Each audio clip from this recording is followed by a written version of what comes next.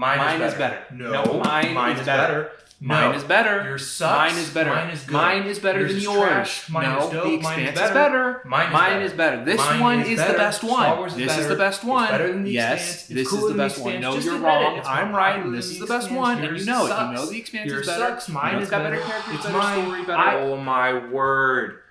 Are you guys still arguing about which sci-fi is better again? Yeah, it's obviously The Expanse. No, it's obviously Star Wars. Does The Expanse have dope lightsaber battles? I don't think so. Does Star Wars have a consistent quality across all its books and movies? Does The Expanse have Andor Season 1? Give me a break. The Expanse has 6 seasons and 9 books that are all the quality of Andor's 1 season. Yeah, well, The Expanse doesn't have Darth Vader. Well, Star Wars doesn't have Amos Burton. Guys, stop, okay?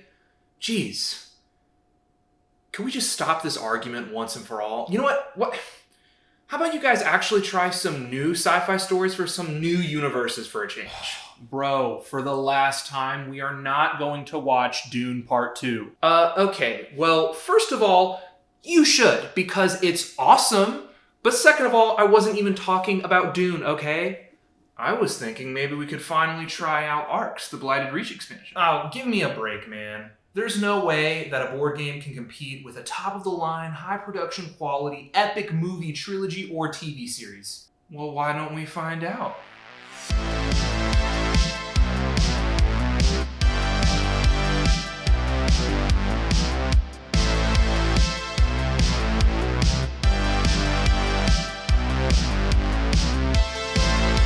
When Cole Worley originally set out to make ARX, this game was not the original intention of the design. Having just come off of a campaign game that is designed to run infinitely, Cole wanted to try tackling a more finite campaign game idea. The idea he came up with was a 3-session or 3-act campaign game. As part of the development of that campaign game, the team realized at some point that ARX actually worked really well as a single session and standalone game. And so the decision was actually made to split it into 2 parts: the standalone game, and then the campaign game as an optional expansion. This is that expansion, the Blighted Reach campaign. So the Blighted Reach takes the base game of ARX, adds an additional 20% of rules onto it, and turns it from a single game into a trilogy of games. For starters, the goal of the game is to win the 3rd act, or game of the campaign. Now, you win the 3rd act by having the most power at the end of the last chapter, same as before. However, this is the first thing that's going to distinguish the campaign from the base game. You see, winning Acts 1 and 2 are not important. What matters is winning the last game. So, at the start of Act 1, we're each dealt 2 fate cards from this stack of 8A fate cards. So pick one of yours to be your starting fate. Alright, I'm gonna pick the Steward. Seems like his deal is taking care of the Empire. I'm gonna pick the Caretaker. It looks like he gets to mess around with these cool stone golem machine things. I don't know, sounds pretty interesting to me. I'm going to choose the Magnate. He's a trader who's trying to corner the market on all the Reach's resources. So now that we've chosen our fates, take your fate deck and set up your fate. So each fate has a starting assortment of abilities and game rules, as well as an objective for you to meet in each act. But firstly, let's explain some of the context of what's going on so you can start to get a handle on what these fates mean and represent. The Reach is at a different point in time than it was in the base game. If the winner of the base game established an empire and victory, then the players of the campaign game start out generations later as part of that empire. There's a problem though. A race of sentient plant monsters known only as the Blight have started ravaging the Reach, leaving Imperial space diminished. Now, these are represented by these Blight tokens, which start occupying 2/3 of the board at the start of the game, while the Empire only begins in 2 systems on the board. So, if winning Acts 1 and 2 aren't important, then what actually gives those first 2 games the excitement, the conflict? That's where these fates come into play. Our objective cards have a threshold value on them, and it tells us what we need to do to advance towards that threshold. This is tracked with this objective marker. It is placed on the power track, and each time you accomplish a goal from your fate, you move this marker down the track towards 0. If your marker reaches the 0 space on the power track by the end of the last chapter, then you have completed your objective. So, what are y'all's objectives? So I have to go around the board and awake these sleeping golem machine things, and then I have to win ambitions while I hold them. Oh, and also get you guys to use those golems as well. Looks like I have to win ambitions while being the first region? My objective is to make trade deals with you guys or hoard resources to discard for later. What happens if you do or do not complete your objective? I think I'm going to save that for the end of this first act because it's actually really cool. For now, let's just focus on learning the new rules of the campaign while we play through this first act together. So, the campaign adds more than just the Fates? There is also the Empire. The Empire is kind of like another faction, like the Blight, and it brings asymmetry to the politics of the game. At the start of each campaign, we each begin as part of this empire, and we have all been granted the title of Regent. Being a regent grants some perks. For one, we can't attack each other or be harmed by Blight if Imperial ships are around. For another, the Empire provides extra ships for us to move and battle with. Finally, they grant us temporary control over other Imperial systems for the purpose of starport catapulting. So, everyone is on the same team? Kind of. You see, you can't attack or tax each other while the Empire is around, but if the Empire isn't around, you get the idea. So you're on the same team, but also not. And if you want to harm your fellow regents, you can. You just have to be really sneaky about it. So is it possible to leave the Empire? And if so, why or why not would anybody choose to do that? Sure, it's nice at the beginning of a campaign to have more flexibility and protection from enemies, especially if your goals don't directly conflict with each other. So by all means, you could coast in the Empire with relative comfort and safety through the whole campaign, but there's a downside to consider. You see, not everyone's place in the Imperial hierarchy is equal. One of us has been granted the title of First Regent. The First Regent can tax all of the other regents. When each region is taxed, they have to take that resource and put it into this Imperial trust. If they can't pay the tax, they must immediately give the First Regent a favor. A favor is one of your agents that person can now cash in later to force you to pay something later whenever they choose. Now, the resources that you give them are frozen and can't be used by anybody or the First Regent. However, the First Regent holds the trust, and so they will actually get to count those resources towards the ambitions during the game. The Empire offers ships and protection, but at the cost of your hard-earned resources and filling the First Regent's pockets with taxed resources or with favors. What can we do? Well, your first course of action could be to gun for the First Regent title yourself, which can be accomplished by securing this new Imperial Council card in the court. Maybe you don't want to deal with this political nightmare of a crumbling empire at all. We could choose to leave the empire, turning ourselves from a regent into an outlaw. Being an outlaw is like being a regular player back in the base game.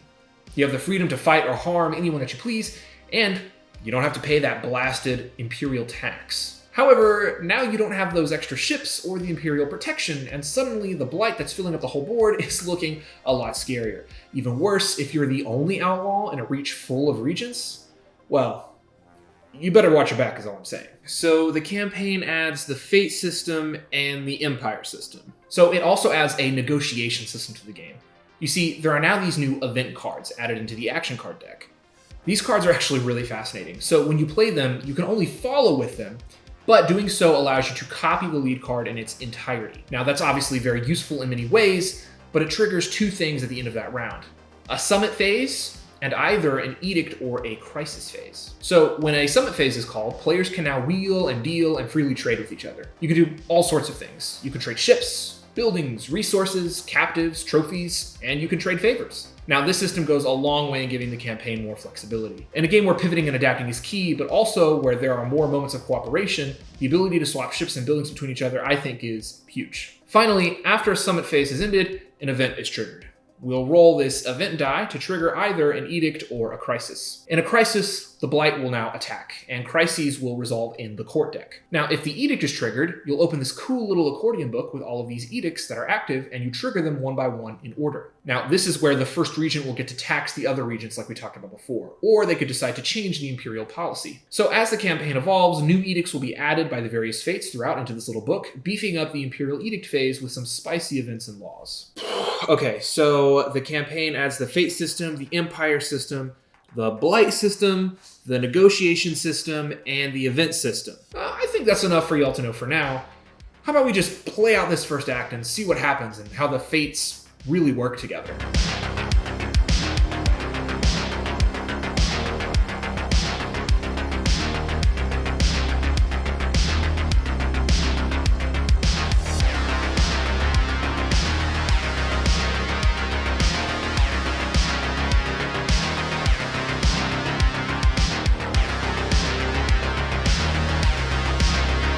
Okay, so who completed their objective? Oh, I did. No, I failed my objective. I managed to do enough trade actions with y'all during the summits to actually complete my objective, so I am good. Let's now get to the meat of how the campaign operates. If you completed your objective, then you can choose to continue with your current fate into Act 2. However, if you fail your objective, then you must pivot to a new fate from this stack of B fates. As before, each fate comes with a different set of abilities for yourself, a new character goal, additional rules that affect the whole table, and crucially, each fate will now add cards into the public court deck, meaning the guild and Vox cards will actually change each campaign based on which fates are in play. Another thing to note is that a fate will actually affect the deck differently based on whether or not you succeeded in your objective. You're telling me there's 8 more fates in addition to the deck that you dealt to us at the beginning of the game? Oh yeah, the B fate deck has 8 more fates. So there's 16 fates total. Look, I hate to spoil it, but there's actually 24. Yeah, how did you know that? Well, I mean, it just makes sense, right? I'm assuming this fate change also happens at the end of Act 2? Yeah, that's right. 24 fates. Well, and each of those 24 fates change whether or not you succeed or fail. And they also completely change based upon which fates you're pivoting from, creating near limitless possibilities of combinations. There's a reason this box is so much bigger compared to the base box. So what fates are we choosing to go into Act 2 with? Honestly, I think I'm just going to continue with the Caretaker. I'm really enjoying playing with the Stone Golems. I think I'm going to pivot to the Hegemon. So even though I succeeded my fate, I still get to choose a new fate if I wish. However, I only get dealt 1 potential fate instead of 2. And you know what? I think I'm actually going to pivot and become a pirate. Some of the fates have players abandoning their cities and starports as they migrate all of their peoples onto a single flagship. All of your buildings and starports are now used to build upgrades and new sections onto your flagship board. Well, wait, what about the cities and starports that you guys built in the first act? Oh, okay, so those won't disappear. Your people will just abandon them to their own devices. So instead, they'll actually be replaced by these neutral cities or neutral starports. As the campaign goes on, these buildings will populate the reach more and more. They act just like regular buildings. You can tax, raid, build, and catapult from these if you own them, but they're not loyal pieces, and destroying them will provoke outrage like normal. So if you two are switching factions, does that mean you have to get rid of all the stuff you had in your previous fate? You may lose some stuff, but a fate change is not a total faction switch. See, something to keep in mind is we're still the same character. We're just changing fates. Meaning we still have pretty much everything we already had, we're just adding onto it. Okay, this is starting to seem like an overwhelming amount of stuff to add to the game. What's even the purpose of all of this stuff? Like what do all these additions even actually add to the game? I think it takes the best principles of storytelling and applies them to a game system. And I think the result is a game that consistently produces unique and compelling narratives that rival or equal those of a book or movie trilogy. But I think to explain what I mean by all of this and how I think ARX accomplishes this, I think we need to talk about storytelling in general and how it works before we play the second act.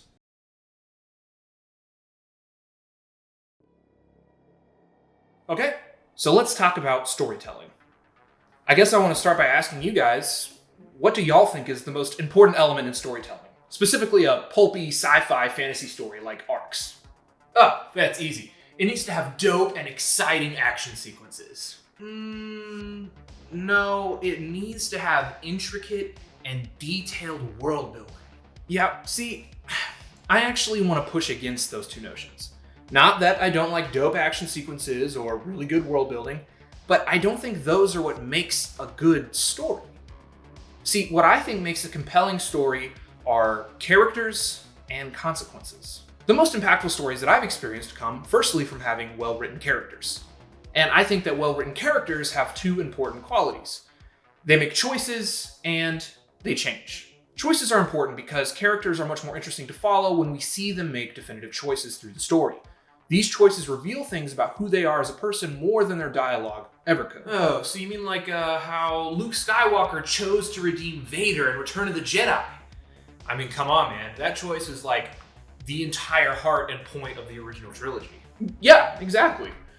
Through that choice, we learned that Luke is a compassionate person, and we learned that Vader was redeemable. Now, if Luke was forced by somebody else to redeem Vader, or if others didn't push back against his decision, then it wouldn't have been a truly impactful choice. It would have been an easy choice.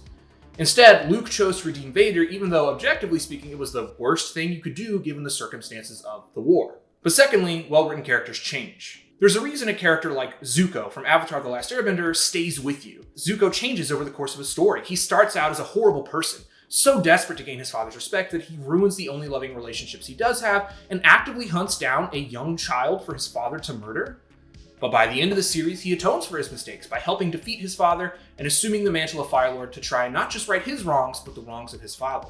See, watching a character grow and change over the course of a story is so meaningful. If a character doesn't have the agency to make choices and they don't change by the end of the story, then I don't think you have a compelling narrative.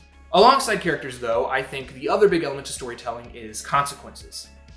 So if characters need to make impactful choices, then those choices have to be impactful. Now, those consequences need to be permanent, and they either need to be at an individual personal scale or a large scale. But ideally, I'd like it to be both. Yeah, like in The Expanse. Both on the individual and the global scale, the character's decisions led to drastic and permanent changes to the world for the entire story. I mean, you could trace every single event in the entire saga all the way back to the decisions that the characters made in the first book. For instance, Holden's decision to broadcast the Kian's attack leads directly to a Cold War between Mars and Earth. That Cold War leads the Rossi crew to discovering the proto-molecule, and the proto-molecule leads to the Cold War turning into a real war. Then the real war is what leads and allows Protogen to create the Ring Gate, and the Ring Gate is what leads Whoa, hey man, don't spoil the whole series for those who haven't watched it yet, okay? But yeah, I think The Expanse is a great way to showcase how consequences can be utilized in a story. Once you have multiple characters like this in one story, what happens when those goals and choices and ideas and changes conflict with each other? That's when you get a dang good story. So what does any of this actually have to do with arcs? Because Arc's fate system brings these two storytelling principles to the forefront of the game design. Characters and consequence are the core pillars of campaign arcs, but it doesn't do that through pre-scripted writing or narratives. It gives those storytelling tools to the players and has them create a story naturally through the course of play. This is why the Fates aren't just new factions. They are the storytelling engine that this game runs on. As you can already see from the setup of Act 2, we're all playing a character who changes over time, a character who has goals and makes choices, a character whose choices will lead to very real and very tangible consequences for you and for the whole table. Don't take my word for it, just look at our game so far. You began as the steward of the Empire, but because you weren't successful in maintaining the Empire, you decided to take what was left of the Imperial Navy and you struck it on your own, becoming a tyrannical hegemon, spreading a new empire with you at the head. I started out as a greedy magnate just trying to get rich, but now that I've tasted true wealth, I've decided to drop the charade of legality and turn to piracy as a method of making my money. You have decided to continue as the caretaker because you love the stone golems and you want to learn more about them and what they do and how they interact with everybody. Going into Act 2, I hope you guys can see how our story has changed. The reach has changed. Going forward, our goals and abilities will now interact in unique and interesting and different ways. Because these fates have no pre-written or predetermined lore to speak of, you get to determine why your character has the goals you have. You get to determine the choices that you make in each act. You get to decide whether or not you want to change. These fates are blank slates with enough personality and flexibility to tell multiple kinds of stories with multiple kinds of players. The Empire, the Blight, the flagships, the negotiations, the events, the neutral cities, all that is flashy, but really it's just set dressing. Tools to be used by the Fates for maximum storytelling potential. As you hopefully can see, the Fates are a custom story generator. They provide you the tools to play a character that changes and causes consequences to the story. Mechanically speaking though, these Fates are building a custom faction every game. What kind of faction is created by an advocate turned pathfinder turned gate wraith? What about a steward turned pirate? Or a believer turned hegemon turned guardian? A founder turned pirate? New factions will be created every time you sit down to play, which means no two campaigns will ever feel the same either thematically or mechanically. I really like how the Fates change the game so much mechanically in a new way every time. The kinds of combinations between the Fates must be endless. I mean, what kinds of broken combos do you think you could pull off? I think I like how much it changes the campaign thematically. Man, what kind of stories could you tell with all the different Fates in the game? Honestly, the potential is unreal, both mechanically and thematically. You guys ready to play Act 2 and see how it plays out?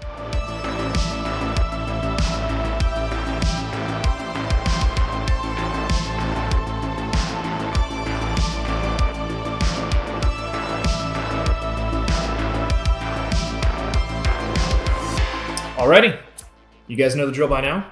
So, who completed their objective? Yep, I completed mine this time, and I think I definitely want to stay as the hegemon. I feel like my character is kind of the villain in the story, and I want to keep going down this path. Well, I failed my objective, unfortunately, because the hegemon over here kept screwing me over the whole time in Act 2. So, because of that, I think I'm going to pivot to the survivalist. And I'm thinking that basically the story here is that because the hegemon is now being the villain of the Reach, I'm going to protect the entire Reach from the hegemon by hunkering them away in these cool little bunkers that I get to spread throughout the map. I think I'm going to continue on as the pirate. So my goal now is, now that I've acquired enough wealth, I'm actually hiding my treasure hoard somewhere in one of the systems on the board. If I can control that system and keep y'all from finding my treasure, then I'll get more points. Yeah, so I'm looking at this Sea Fate objective card, and it looks different than what I've seen before. What's the deal with that? All right, we've come to the final element of the Fate system. As y'all know, the winner of this next game is the winner of the campaign. But here's how that works. If you're going into Act 3 with an A or B Fate, then you now have something called a Grand Ambition. Grand Ambitions are objectives that you must complete, like before, but this time they will score you loads of extra power as the rounds go on. Have the most power at the end of the campaign, and you win. However, there's a new wrinkle. If you have a Sea Fate, you also have an objective. However, if you manage to complete a Sea Fate's objective, then you win the game immediately. So every third act is a match filled with tension, because the Sea Fates allow players who might have fallen behind to catch up, and they force the players who might have jumped ahead not to rest on their laurels, and they actually have to continue to fight for their victory. This is finally everything, right? Everything the campaign adds? Yeah, I think that's pretty much it. So, what do you guys think so far? I'm interested to hear your thoughts as we head into Act 3.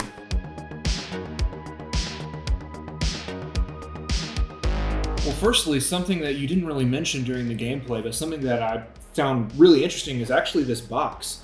I was really worried when you said there were so many fates and pieces and components being included, what the storage was going to be like, but honestly, the storage solution is so nifty and handy and easy to parse, easy to use, and there's player trays for our individual pieces, there's gameplay trays during the gameplay, and I love how this isn't just great for storing the game in between games, but also it's great for organizing the table itself, because everybody has their own individual tray, both for the players and we have trays for the gameplay components. I thought it was cool how the table didn't really get messy at all, because we had all this stuff organized just because of the stuff that comes out of the box. You're right. Honestly, I love that we have the ability to stop and store our games mid-campaign at any act break. After Acts 1 and 2, we can put all of our player materials in these dope little player trays, and you can pack away the whole game board in these 2 map organization trays. This is just so cool, and it allows you to easily pack up the entire game back into the box in between acts. Dude, that is so cool that you can split this game up into 2 to 3 separate sessions and store it in between. If something like TI could split itself up and allow you to store it back in the box and pull it out as seamlessly as this game does, no doubt we would get to play Twilight Imperium a whole lot more than we actually do. Wow, that is such an awesome 10 out of 10 Giga Chad move on Leader Games' part. So cool. How do you guys feel about the new gameplay stuff? Well, firstly, I just love the Empire system. I really love any political system in a game, really, but this one was really cool because there's so many different dynamics at play.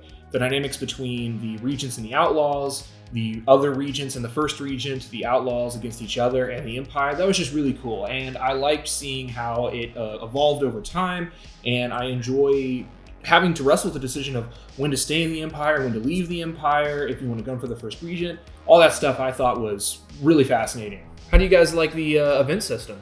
Truthfully, I'm a little torn on the event system. The event cards are clearly supposed to be a really useful card, but with the risk of a bad event triggering, forcing you to weigh the cost of playing them. They're designed to encourage players to take risky gambits, and I think they're perfect for that, but I'm also wary of any random event system in any game. Dude, that's totally fair. I've had so many games where this dang event die only rolls one result over and over, and that can kind of feel pretty annoying. So I don't always like that, but also at the same time, those campaigns where the event die never does what players want are always the most memorable games, and they lead to some of the most interesting scenarios that I've ever played through. Secondly, at the very least, the Imperial Council card provides an out for you to control which of these two will happen, so you're actually never entirely dependent on luck to trigger either the edicts or the crises. I will say that related to the event phase thing, that the campaign seems to have so many more Vox cards in the court this time around. And even though this is obviously a natural part of the fate system, holy cow, is it so annoying when everything in the court is just a Vox card. I mean, this is mitigated by the fact that the Vox cards are the effects of the fates, so even if you have an annoyingly overwhelming Vox card spread, it's because your character is wreaking havoc on the reach, but I don't know, man, I still think wanted to highlight it because it's just overwhelming, this game. I really liked the Blight and how they helped facilitate a more semi-co-op nature of the game at the beginning. It was honestly great for me because I'm a Murder Hobo player and I really liked not having to immediately bash you guys right out of the gate. I liked being able to bash something that was a third party first instead of immediately drawing blood from you guys. And so it allowed the opening moments of the campaign to be a lot more peaceful and a little bit more cooperative. Yeah, some games will have a lot of Blight covering the entire board. Some games will see it get completely eradicated over the course of play. And of course, some fates specifically interact with the Blight in some pretty cool ways that I don't want to spoil. So I have a question. You guys got to play the flagship factions. How were those? I didn't get to do a flagship. Yeah. I don't know if I've played enough of the flagships to really comment on them in a more analytical way. Playing the flagship, I think, is really weird, and it requires a level of skill that, honestly, I just don't think I have yet. You have to build your flagships as you go, moving it to different planet types to build upgrades there, and each upgrade comes with a totally new ability, which means a fully kitted out flagship has 6 things to keep track of, plus its additional rules. That's pretty overwhelming, honestly, sometimes. And something to be aware ahead of time is that I also think these guys are glass cannons. They can be very strong, but also they can be taken out somewhat easily in one good turn of attacks if somebody's able to set that up on you. And honestly, this has happened to me almost every time I've played a flagship. I spend several rounds building up, and then one player gets a really good sequence of attacks on me and wipes everything I have built in one turn. And unlike when you get wiped outside of a flagship, building back up after being wiped out as a flagship is really, really difficult, and it seems to happen to me a lot. Let me be clear, I am not saying that this is a bad thing, because I don't know. The flagships are the thing I have interacted with the least so far. And it's hard to test them out a lot because they're only in half of the D phase. So you're going to interact with them not as much as the other things in the game. Oh, I liked the negotiation too. I just feel like it didn't really actually happen a whole lot in our campaign. Yeah, in some games you may not negotiate at all. And in others, players will spend a long time bickering and deal making.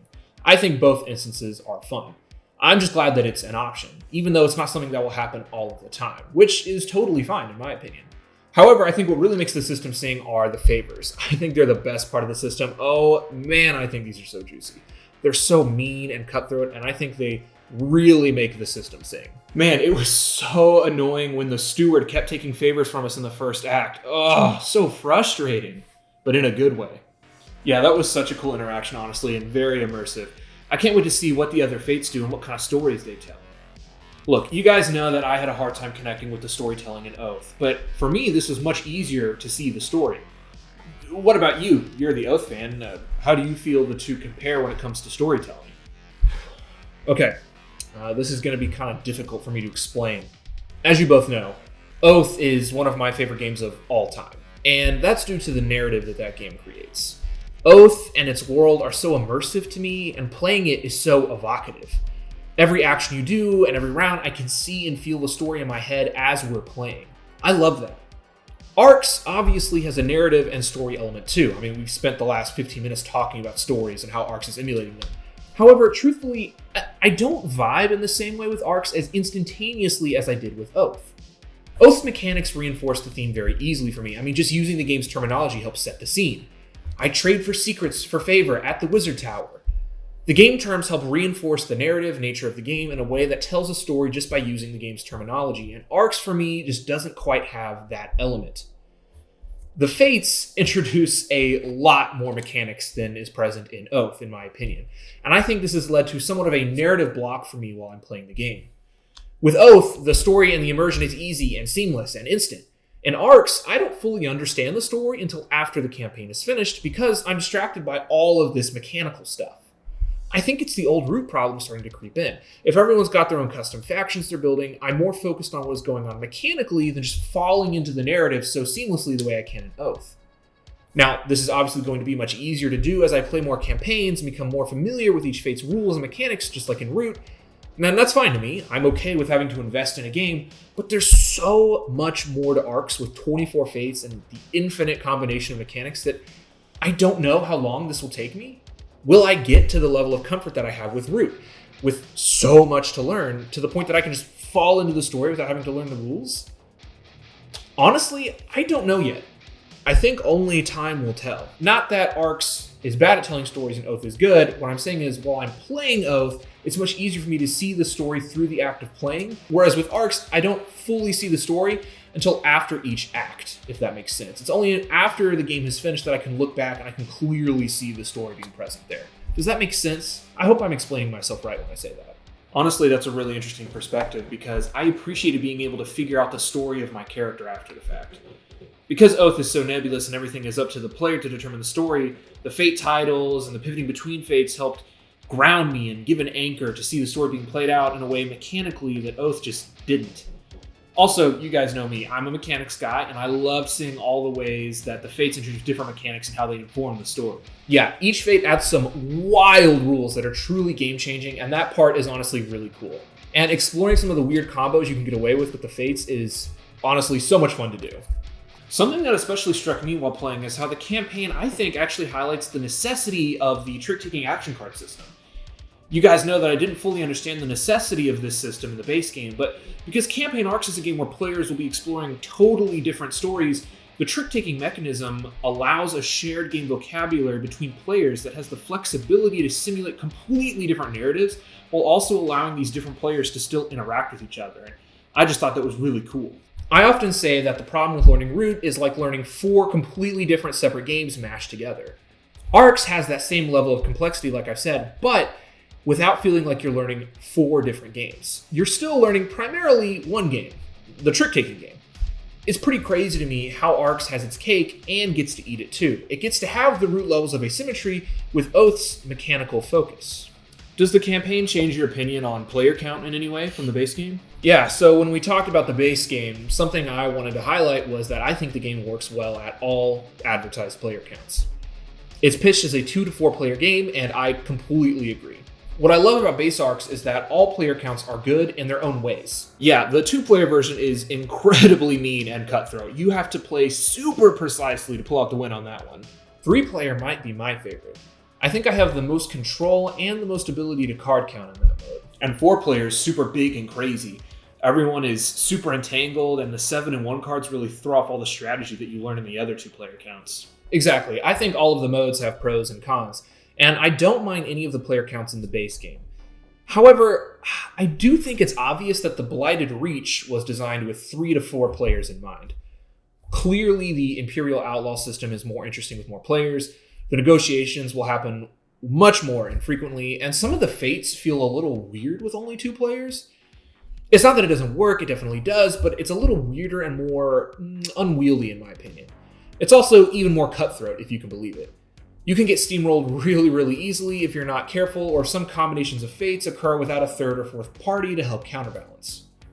However, the thing I would like to say in response to that, though, is that the good thing is 2-player campaigns, just like the base game, are a lot faster. So even if you end up with a spread of fates that's unfair or uninteresting, you're really not wasting any time. I've played a full 3-act 2-player campaign in only 3-ish total game hours, which I think is pretty impressive. So I enjoy the 2-player campaign, but honestly, I don't enjoy it as much as the other 2 counts, and I certainly don't enjoy it as much as I enjoy 2-player in the base game. Okay, but could you please stop beating around the bush? I'm dying to know, which one is better, the base game or the campaign game? If you were to look online, you'd see a lot of the dedicated Arcs fans claim that this campaign version is the definitive version of the game. And that makes sense. It was the original intention of the design after all, and the base game came later in the process. I also get why people are flocking to this because it's so big and has so much stuff, which always captures gamers' hearts. What do I think? Well, truthfully, it depends on my mood.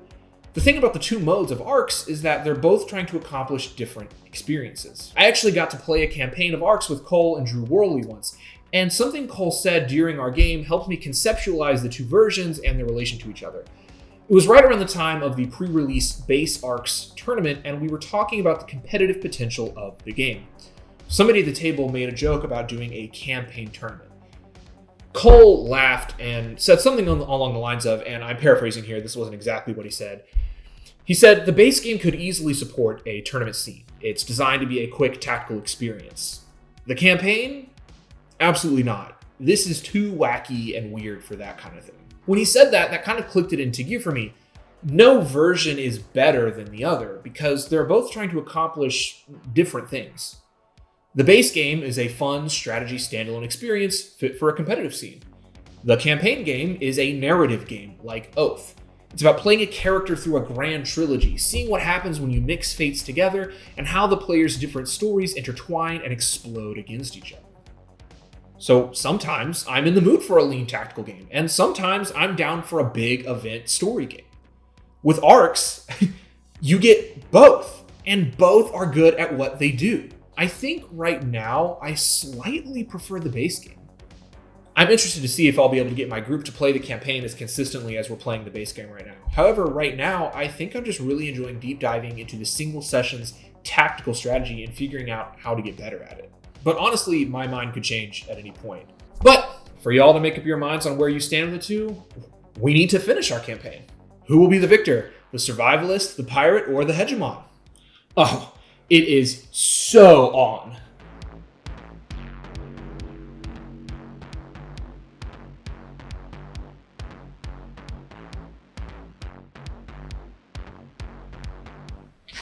All right, well, there you guys have it. You guys have played the base game and the full campaign, and you've learned all my thoughts on both. I think the base game is a solid tactical puzzle that's fun at all player counts. It's the most accessible game in Worley's entire library, but also one of the deepest. It's a mean, satisfying experience at all player counts. I love how fast and snappy it is. I love the art and the production level. Base Arcs is just all around a really solid, good game. Campaign Arcs is a totally different beast. In many ways, it is an evolution on Root and Oath. It feels like Cole took all of his previous games and mashed them together into one giant game. You've got the asymmetry of Root, the narrative of Oath, the politics of John Company, the meanness of Pax Premier. They're all here. Because of this, if you don't like Cole's previous games, I don't know if Campaign Arcs is going to sway you. It has everything that I like about his work amplified here, which means it also has everything many people don't like about him amplified here as well. Campaign Arcs to me is Cole's most ambitious project to date, and the Fate system I think is nothing short of brilliant. I may have a harder time finding the story in the moment amidst all the mechanics, but looking back at every campaign after the fact, you can really see how your character has changed over the course of the story,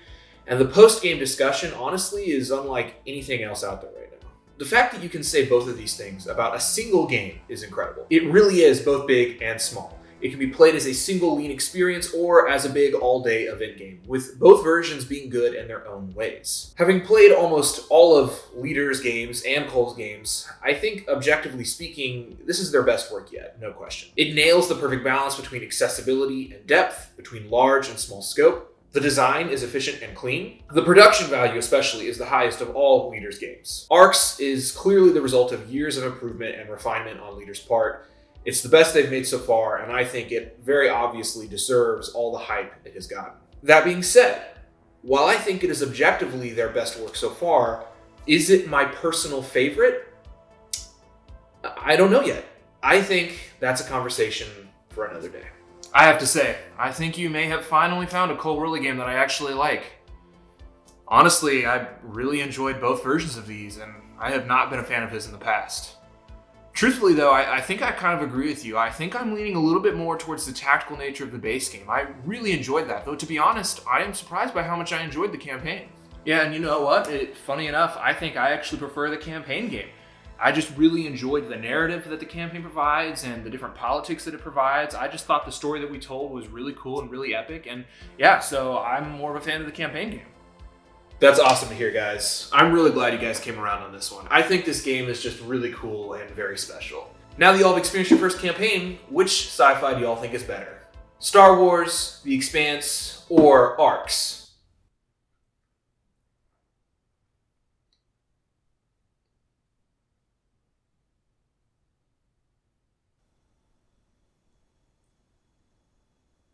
Nah, it's still The Expanse. The Expanse is the best one. No, it's not. Star Wars is definitely the best one. Yeah, mine is better. guys. Mine is better. Guys. No, it's not Star Wars or The Expanse. Mine is better. Mine is better. No, guys. Arcs is better. Arcs is better than Star Wars because all the stuff about Star Wars and story. If we didn't have Star Wars, The Expanse feels like having your own. None of the characters in Star Wars and Star Wars. Sure, like Arcs is cool. Characters and everything. Star Wars is better. Give me a day. I'm definitely doesn't have like a mixture of different Arcs and fashion. Playing games. I was mentioning Star Wars. It's kind of Star Wars is a little kitty land. So